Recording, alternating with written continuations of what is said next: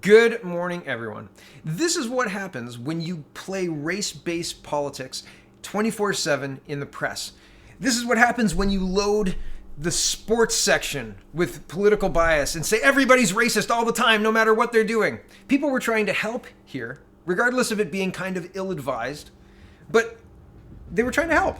And this is the result. Here's CTV News reporting on June 13th. Today is June 14th. Controversial Black Lives Matter gelato pulled. Calgary company apologizes. We're sorry. Here's the owner and the artwork that is going to play into this story in just a minute, okay? Here we go. Calgary-based Righteous Gelato has removed a Black Lives Matter edition of its frozen dessert less than a day after it announced it as a fundraiser for the movement. See, they're trying to do good. In a social media post that has since been deleted, the company has said $5 from every jar of the chocolate mint chip flavor would be donated to support efforts to combat systemic racism and advocate for radicalized and marginalized communities. Radicalized? It does say radicalized. RAD, right? Okay. The jars also included a label depicting a Black Lives Matter protest artwork that was designed by Mandy Stobo, a white woman. The founder and CEO of Righteous Gelato, James Bodicher, is also white. Okay. If you read this, if you're white, you cannot create art about a cultural movement that is happening in the United States and across the world about black people. That's not okay. And then sell it on gelato, or sell gelato in a package that depicts that. If you're white, you're not allowed to own a gelato company and start a fundraiser for a protest that has gone across the world. And there are a lot of people who, I think, that do-gooder, useful idiot. Yeah, you understand what I'm saying? Like, they're getting right in there. They don't see the contradiction in go ahead and, well, they don't see the contradiction in this. They don't see the contradiction in this. They don't see the contradiction in Time magazine posting physicians have joined protests in cities across the country, and an open letter signed by 1,200 health professionals says protests should not be shut down over fears of COVID-19 transmission. That was sent at 10:30 on June 13th, 2020, okay, by Time magazine. At 11:03, they sent this. Hundreds of far-right protesters defy COVID-19 restrictions to demonstrate in London. If you're far right, healthcare professionals do not sign off on you going to protest. But if you're not far right, they join your protest. Isn't that weird? And yeah, they're real. Like, these are real. These are real time. Here, I keep moving myself. I apologize. These are real. This is the Time magazine from June 13th for the physicians. Why so many doctors support protesting in a pandemic. And then, like, 11 o'clock. They don't care how contradictory they are. They are contradicting themselves here. Half an hour later, hundreds of far-right protesters defy COVID-19 restrictions to demonstrate in London. These are factually correct, right? Maybe. I mean, I guess the physician thing is, I don't know about factually correct, but I mean, maybe these physicians signed that letter and maybe they're all physicians and not Mickey Mouse. But it seems very contradictory to have physicians joining one protest when far-right people defy restrictions to protest. And the framing of all of this matters. But the people who are do-gooders don't see the contradiction. They don't see, like, either there is a healthcare emergency or there's not a healthcare emergency, right? Here's another thing I thought was funny. In this CTV News article, CTV News is running ads and making money on this news article, presumably, right? They say, quote, reaction to the labeling was swift. Quote, you cannot just take a black person's issue that does not affect you and capitalize on it.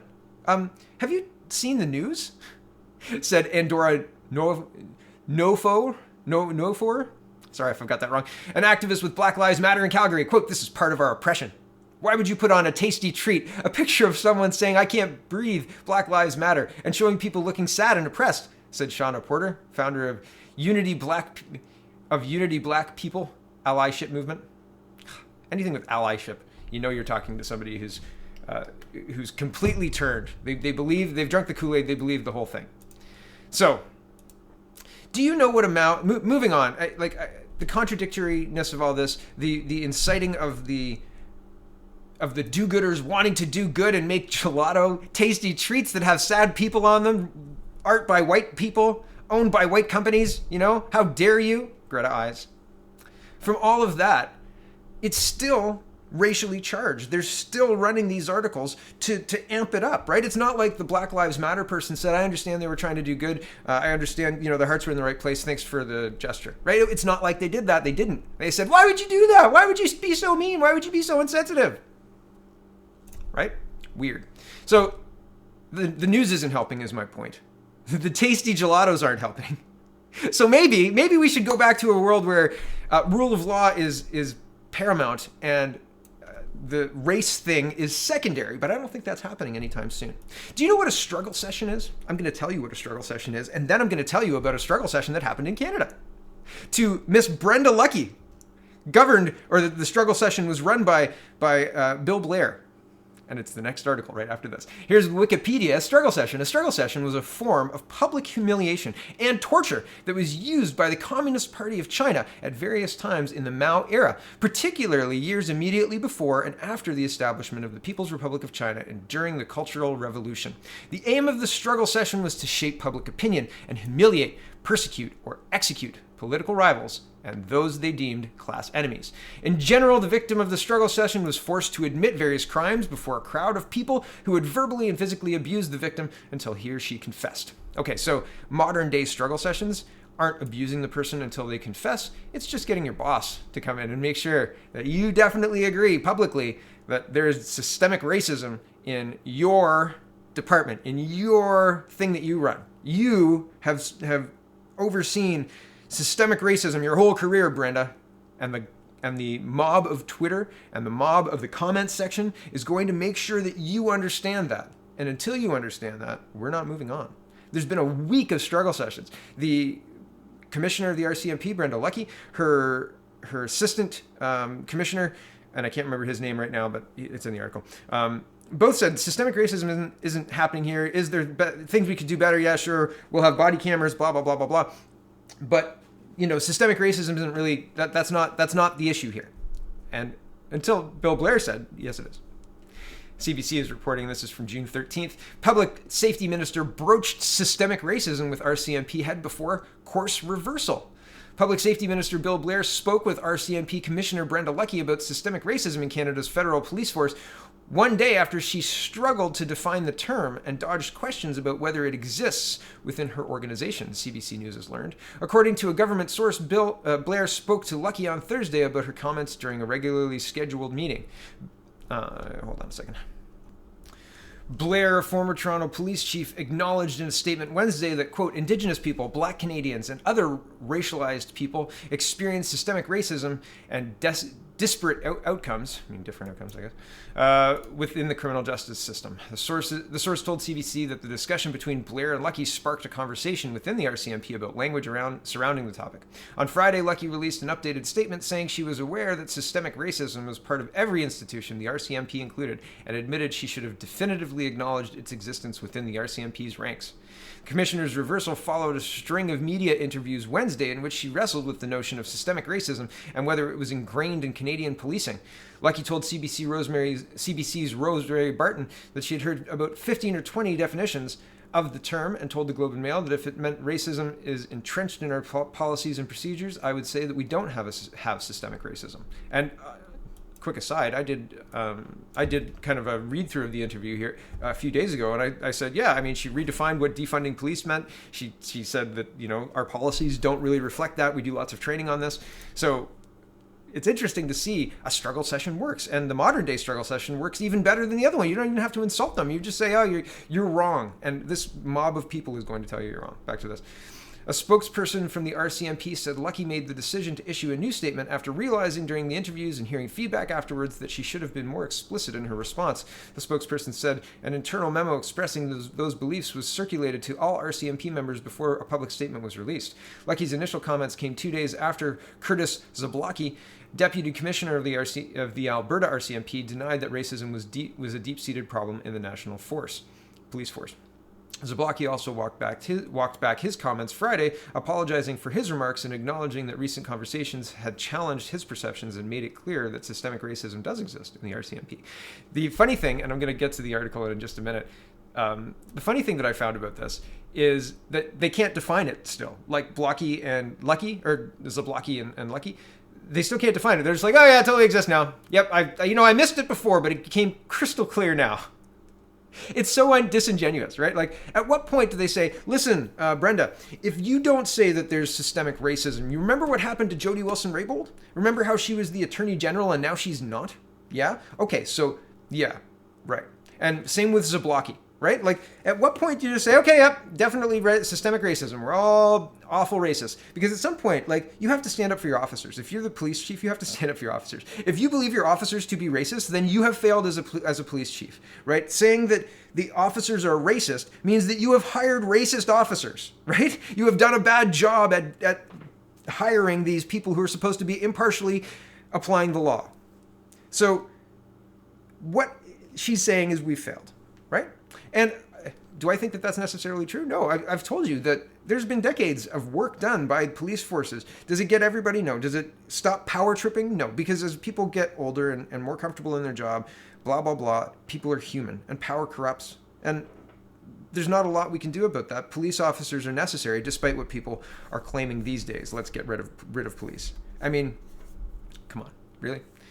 It's a stupid idea. It's stupid. But I want to focus on the racism in policing, okay? And the racism in the justice system in Canada, because this is made up by the news, being backed up by going through history and finding stories that back up their hypothesis and printing them as if they're correct, right? We are correct because here's another story of a black person being pulled over by police unnecessarily or whatever. I saw one the other day, like yesterday or the day before on Twitter, and the article was from 2004. 2004? That's 16 years ago.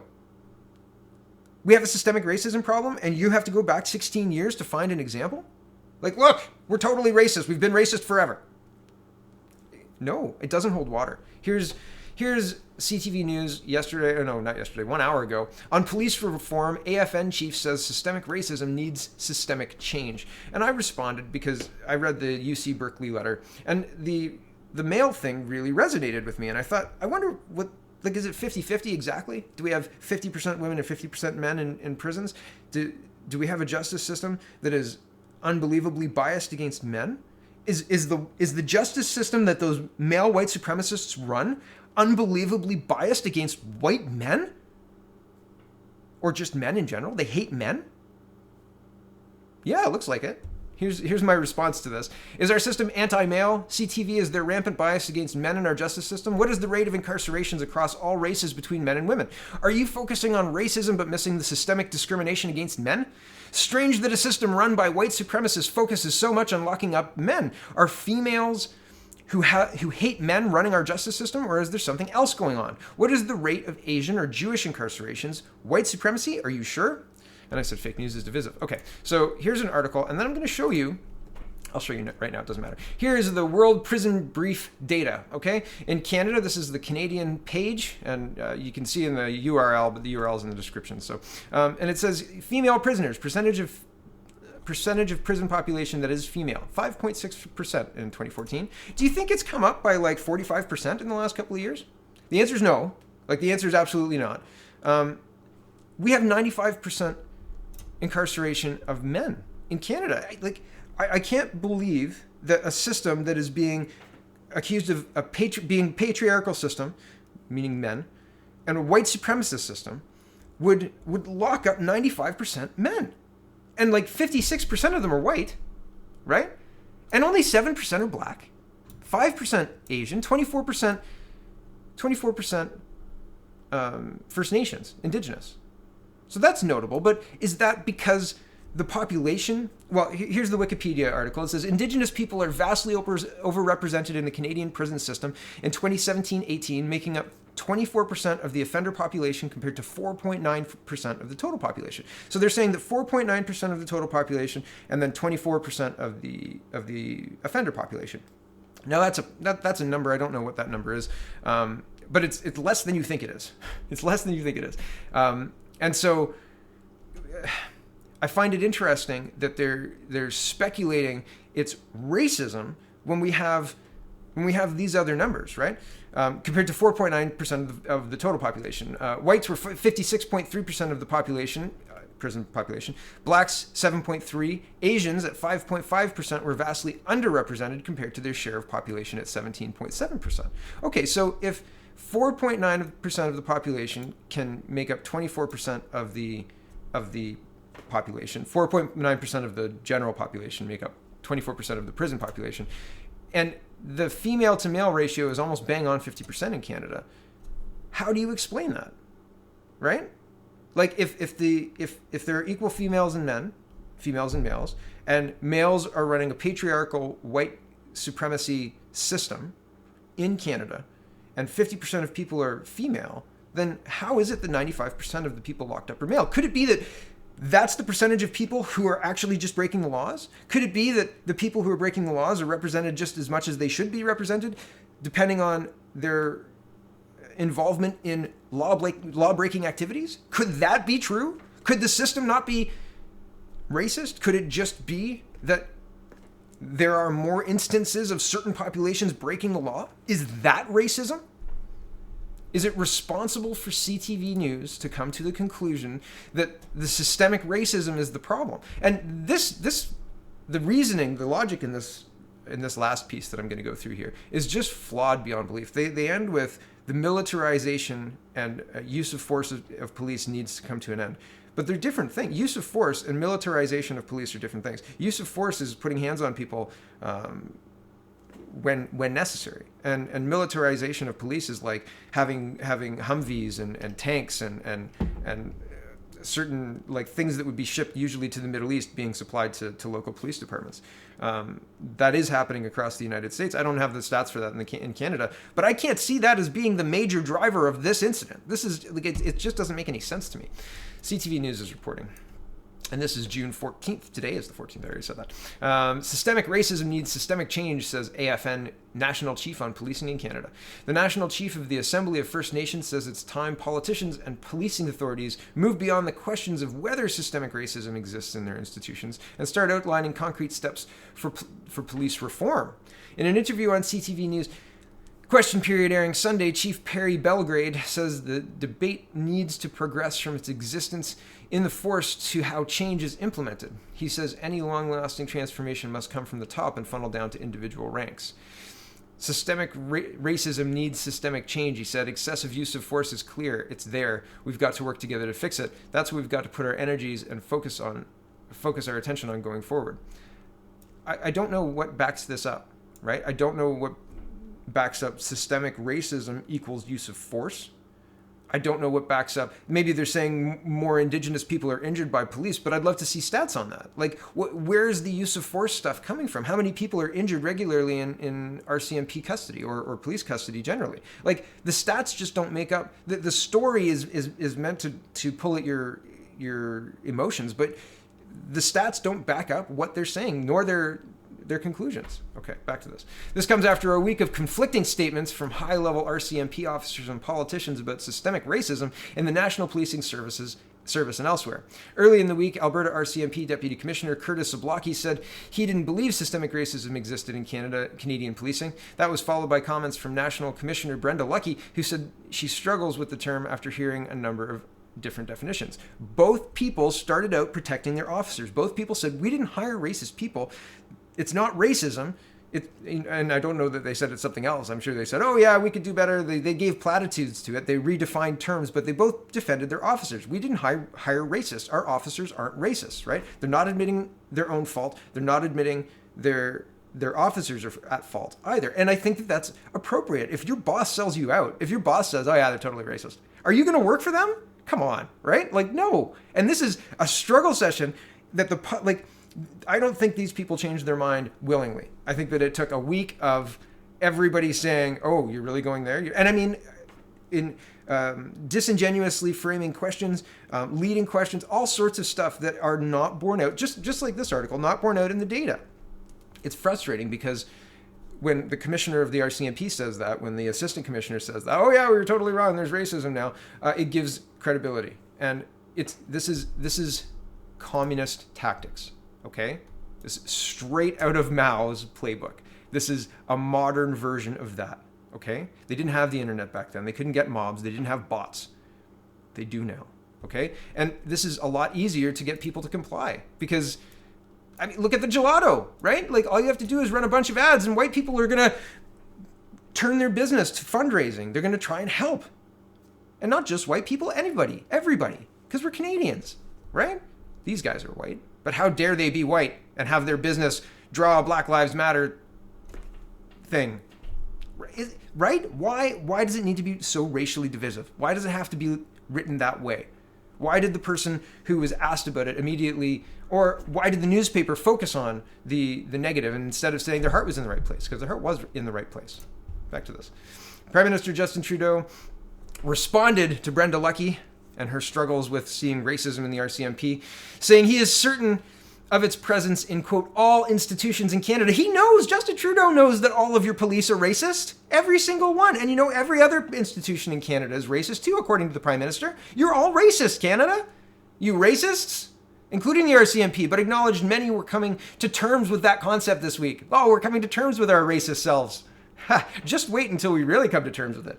On Friday evening, both commissioners walked back their statements and confirmed racism indeed is systemic throughout their ranks. Quote, I did acknowledge that we, like others, have racism in our organization, but I did not say definitively that systemic racism exists in the RCMP. I should have, said Lucki. Yes, systemically. Racism is systemic. We don't do training every year at least about racism multiple times a year for multiple officers from different angles, how to help people, how to focus on dealing specifically with First Nations or other at-risk populations when detachments are dealing with them. Like, there is a lot of work done by police, and I know it because I'm friends with police officers. I've known cops. I was trying to be a cop at certain points, and I'm glad I didn't because, oh my goodness, I quit now. Because this is crazy, and you're going to get the same with other officers. They're going to leave because if their command structure believes that they're racist, what are you going to do? They say you're racist. You remember that arrest you made 3 years ago? That was racist, buddy. You need to be reprimanded, knocked down to first class constable or fourth class constable, whatever it is, reduced in pay, blah blah blah. Anyway, it makes sense if you're doing a Maoist struggle session, but not if you're trying to run a genuine, honest police force that has to enforce the laws regardless of what color your skin is, right? And now they're injecting doubt on the officer's past conduct, on the officer's future conduct. Anytime you have an interaction with anybody who's not white, you are going to be scrutinized even more. And if you have to go hands-on, if you have to stop them in some way, from whatever, stop them entering, stop them exiting, put them in a car, take them out of a car, whatever it is, if you have to do anything like that, it is going to be scrutinized in a way that it wasn't scrutinized before. And that's not where the focus of our legal system should be. Back to this. Belgrade said concrete action could look like the introduction of police body cameras, a move the RCMP has agreed to implement, improve the screening to pluck out racist members. That's concerning, right? Yeah. Or getting more First Nations people in positions of police authority. There are so many things that can be looked at. We've got to start that process now. Like, affirmative action is not a good idea. Having a snitch line in the police department. I mean, have you ever had like a conflict with an employee, a coworker, or like a bully in the office? Yeah. Could you snitch on them? I mean, usually you have to go to your boss or your coworker and like deal with that stuff like an adult, right? Like, you can't, it's not an anonymous snitch line. You can like say, listen, here's what happened. This is how I felt about it. Here's how I would like things to be fixed moving forward, type deal, right? Like, that's how you solve a problem in a workplace. But a lot of times bullying and cliques and all sorts of stuff happen. And it's really, really rough. Can you imagine something like this? I think it's terrible. Awful idea. Awful idea. Back to this. There's so many things that can be looked at. We've got to start that process. Now, he said, when asked whether he would consider defunding police as a mechanism to mitigate police brutality against radicalized Canadians, Belgrade said, there's no one silver bullet. Yeah, we can't, I mean, using defunding the police to have a better police force. Yeah, there's no one silver bullet. I think maybe less money is going to hurt and not help. Anyway, quote, everything under the sun should be looked at. Look at all options, look at all recommendations, look at all systems. Is there enough money to put towards de-escalation training, dealing with mental health issues and concerns, dealing with substance abuse issues, and all of those can be looked at. He added, demilitarizing the police is critical. It's an argument shared by the lawyers of the First Nations chief embroiled in legal cases with Alberta RCMP after he was violently arrested in March after being confronted over an expired license plate tag. And then threatening the officers and running around and getting out of the car into fight stances a bunch of times and telling them to call for backup. Like, seriously, back to this. The basic change that has to occur is that the RCMP has to demilitarize. It has to be a civilian police force that assists in bringing harmony to our society. We don't need the RCMP to try to control First Nations, Indigenous peoples. We need a police force that can work with everyone so that we have a harmonious society, said Brian Breach, Chief Allen Adams Counsel, in an interview on CTV's Power Play on Friday evening. This can never happen again. This excessive use of force, he said. I don't believe the RCMP members should get a pass on this one. If they do, there's your systemic racism in action. Okay. I just don't see it. I don't see it. It's not systemic racism. When somebody behaves the way the chief did, any race, it doesn't matter if they're Asian or white or female, right? If you're out at 1:30 in the morning running around and telling police officers and getting into fighting stances and stuff and telling police officers what the chief was telling that police officer, like call for backup, etc., then, and I'm not saying you deserve violence, but in a crisis situation, people will stop you, and because you're behaving erratically and dangerously. And again, when you watch a video like that, it's very one-dimensional. You can only see one perspective. You don't get to see maybe what's happening from another perspective, right? So from the one side or the other side. Maybe the officer coming in from the other side saw something that our perspective prevented us from seeing. And that colors the commentary. That colors how that looked. And when you're searching for racism and the foregone conclusion is the officers are racist, and make no mistake, the foregone conclusion here is the officers are racist, then what you're going to find is racism. But if the foregone conclusion is the officers were in the pursuit of trying to uphold the law and things got out of hand, and was it the officer's fault that things got out of hand, or was it somebody else's fault? Were there other mitigating factors? And could other things have been done? Maybe, but they weren't, right? And that goes to the laws that need to be enforced, and the ability of an officer to say this far and no further, and have their judgment be backed up by their department. And like, if you can't do that, then like if the department can't back up the officer, then you're not going to have police, because they're not going to be able to do the job. They just won't be able to do it. Anybody worth their salt in a uniform will walk away because they'll be hamstrung. They'll be tied. They'll be unable to do the job. Good people will leave and bad cops will stay. And it won't get better. It will get worse, much worse. And especially when they're trying to even things out to make it not so racist. It's a problem, and the problem is the divisive press not looking at the reality of the makeup of our criminal justice system. The male white supremacists are locking up 95% men. Does that like make sense to you? Overwhelmingly 56% white men? Like, and only 7% black and only 5% Asian? A weird way for white supremacist men to behave, right? Like if white supremacist men had control of the courts, this is not how you would expect them to behave. Thanks for watching, everybody. Check out CanadaPoly.com. Check out CanadaReport.co. Check out SpeakingMoistly.co. I'll have my 2 new shows next week. Scheduling this past week got things off the rails, but we'll be back next week. And have a wonderful, wonderful day.